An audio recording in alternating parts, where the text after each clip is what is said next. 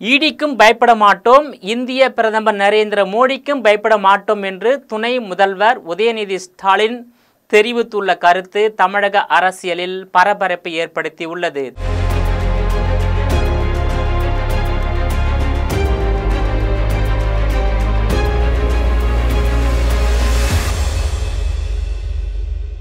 தப்பு செய்கிறவர்கள்தான் பயப்பட வேண்டும் என்று கூறிய உதயநிதி ஸ்டாலின், நாங்கள் யாருக்கும் பயப்பட மாட்டோம் என்றும் மத்திய அரசின் மிரட்டலுக்கு அடிபணிய நாங்கள் ஒன்றும் அடிமை கட்சி அல்ல என்று தெரிவித்துள்ளார்.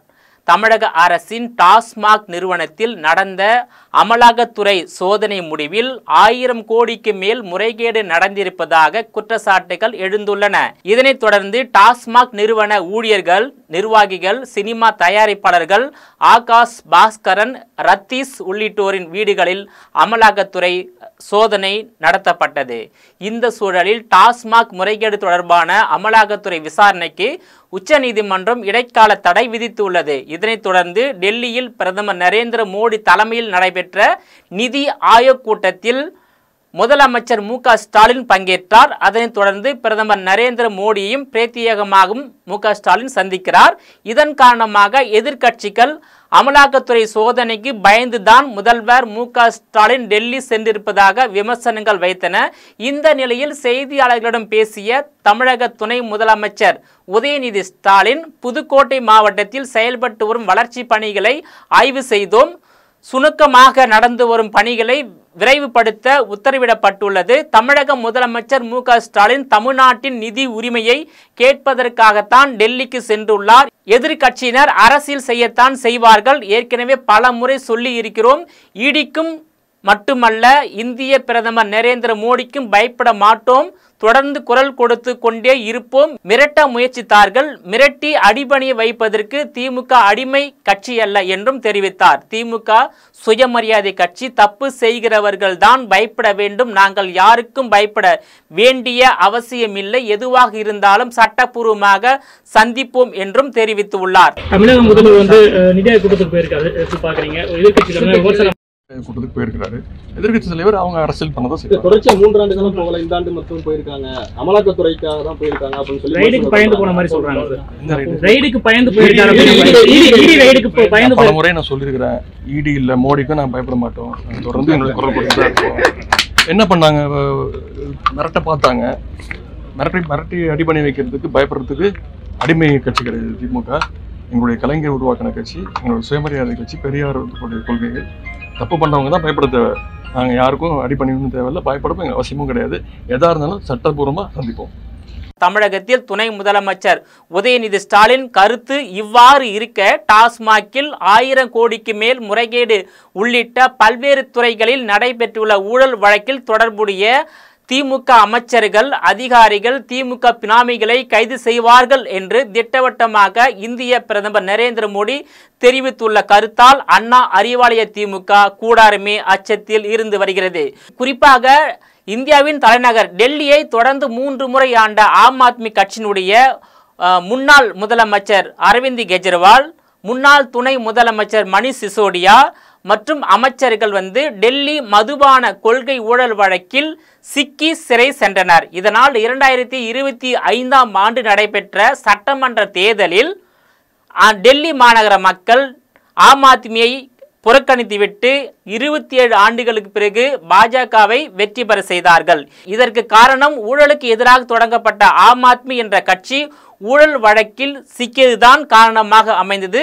குறிப்பாக டெல்லி மதுபான கொள்கை ஊழல் என்பது வெறும் 100 கோடி தான். ஆனால் தமிழகத்தின் டாஸ்மாக் துறையில் நடைபெற்றுள்ள ஊழல் என்பது 1000 கோடிக்கு மேல் என்பது மிகப்பெரிய பேசு பொருளாக தமிழகத்தில் வலம் வந்து கொண்டிருக்கின்றது.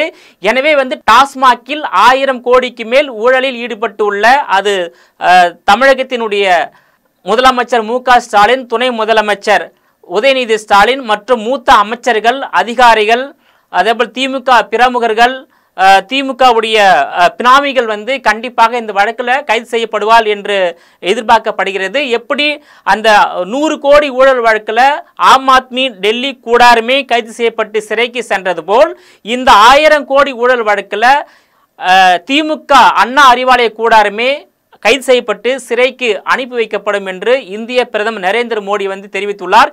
இந்த கைது நடவடிக்கை என்பது 2026 சட்டமன்ற தேர்தல் நடைபெறுவதற்கு முன்பாகவே கைது செய்யப்படுவார்கள் என்றும் தெரிவித்துள்ளார்.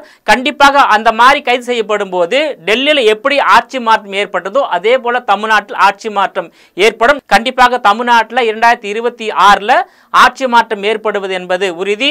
குறிப்பாக வந்து எதிர்க்கட்சியாக வந்து திமுக வர முடியுமா என்பதும் ஒரு சந்தேகத்தை ஏற்படுத்தி உள்ளது. எதிர்க்கட்சியாக வந்து தமிழகத்தின் புதிய வரவாக உள்ள நடிகர் விஜய் அவர் கூட வந்து எதிர்க்கட்சியாக வருவதற்கான வாய்ப்பு உள்ளது. இல்லை என்றால் அதிமுகவில் இடம்பெற்றுள்ள பாஜகவை கூட எதிர்க்கட்சியாக வருவதற்கான வாய்ப்பு உள்ளது. குறிப்பாக வந்து 2011ஆம் ஆண்டு அதிமுகவில் இடம்பெற்றிருந்த தேமுதிக 29 இடங்களில் வெற்றி பெற்று எதிர்க்கட்சியாக வந்தது. அதே போல ஒரு சூழ்நிலை 2026 சட்டமன்ற தேர்தலில் ஆளுங்கட்சியாக அதிமுகவும் எதிர்க்கட்சியாக பாஜக கூட வருவதற்கான வாய்ப்பு இருக்கின்றது. பாஜக வராத பட்சத்தில் எதிர்க்கட்சியாக வந்து தமிழக வெற்றி கழகம் வருவதற்கான வாய்ப்பு இருக்கின்றது. குறிப்பாக 58 ஆண்டுகளாக தமிழ்நாட்டில் வந்து இரு திராவிட கட்சிகள் மாறி மாறி ஆண்டு வருகிறது. ஆனால் வந்து கூட்டணி ஆட்சி வந்து அமையவில்லை. ஆட்சியிலும் அதிகாரத்தில் பங்கு வந்து கொடுக்கப்படவில்லை. ஆனால் தமிழக நாட்டில் முதல் முறையாக இந்த 2026 சட்டமன்ற தேர்தலில் வந்து கூட்டணி ஆட்சி அமைவது உறுதியாகிவிட்டது. ஆட்சியிலும் பங்கு அதிகாரத்திலும் பங்கு என்ற ஒரு கொள்கை வந்து படி ஆட்சி அமையும் சூழ்நிலை ஏற்பட்டுள்ளது. குறிப்பாக மத்தியில் கூட்டாட்சி மாநிலத்திலும் கூட்டாட்சி என்ற நிலை தமிழ்நாட்டில் 2026 வந்து உருவாகும் நிலை உருவாகி உள்ளது. தமிழ்நாட்டு மக்களும் வந்து ஆட்சி மாற்றத்தை வந்து விரும்புகிறாங்க. அதே நேரத்தில் தமிழ்நாட்டில் திமுக வந்து 200 இடங்களில் வந்து வெற்றி பெறும் சொல்லிட்டு அந்த இலக்காக கொண்டு அவங்க பிரச்சாரம் மேற்கொள்கிறாங்க. இது என்பது 200 இடம் என்பது முற்றிலுமாக வந்து அவங்களால வாய்ப்பே இல்லை என்று தான் சொல்லப்படுகிறது. அது 200 என்பது 20ஆக கூட குறையலாம் என்று கூறப்படுகிறது. அந்த அளவுக்கு திமுக மீது மக்கள் அதிருப்தியில் இருக்கிறாங்க. ஸோ தமிழ்நாட்டில் ஆட்சி மாற்றம் என்பது உறுதி. எதிர்க்கட்சியாக வருவது வந்து ஒன்று பாஜகவா இல்லை தமிழக வெற்றி கழகமா இல்லை திமுகவா, இந்த 3 கட்சி வந்து எதிர்க்கட்சியாக வருவதற்கான வாய்ப்பு உள்ளது. ஸோ 8வது முறையாக அதிமுக ஆட்சியை கைப்பற்றும் சூழ்நிலை உருவாகி உள்ளது. பல்வேறு தனியார் நிறுவனங்கள் நடத்தக்கூடிய கருத்து கணிப்பு கூட திமுக சாதகமான முடிவு வரவில்லை. அதிமுக பாஜக கூட்டணி தான் வெற்றி பெறும் என்ற கருத்து கணிப்பு வந்து சொல்கிறது. பொதுமக்களுடைய மனநிலையும் அப்படித்தான் இருக்கின்றது. தமிழ்நாட்டில் சட்டம் ஒழுங்கு என்பது முற்றிலுமாக செயலிழந்து உள்ளது. அதனால வந்து தமிழ்நாட்டில் ஆட்சி மாற்றம் என்பது உறுதி.